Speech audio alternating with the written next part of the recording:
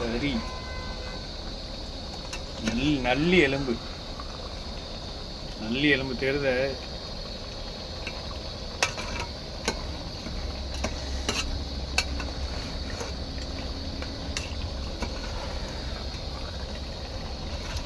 நல்லா வேக போகுது.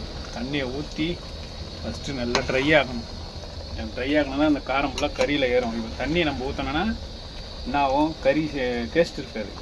இதெல்லாம் ட்ரை ஆனவுடனே அப்புறம் தண்ணி ஊற்றினா கறியில் ஏறிக்கல காரம்லாம். அதுக்கப்புறம் தண்ணி ஊற்றணும்.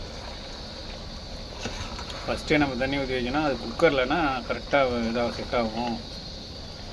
இது நம்மளுக்கு நல்லா இன்னும் கொஞ்சம் ட்ரை ஆனோடனே அப்புறமா தண்ணி ஊற்றணும்.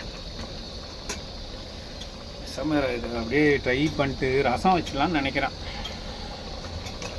ரசம் வச்சு விட்டுடலாமான்னு பார்க்குறேன். ரசம் வைக்கணும் லேட்டாகும். இதையே அப்படியே குழம்பாக்கிட வேண்டியதான். அதுதான் வேகட்டும்.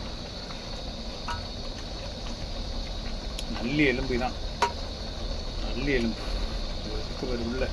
நல்லி உள்ளே இருக்கு பாரு. இதுதான் நல்லி. அது உறிஞ்சி எடுக்க வேண்டியதான்.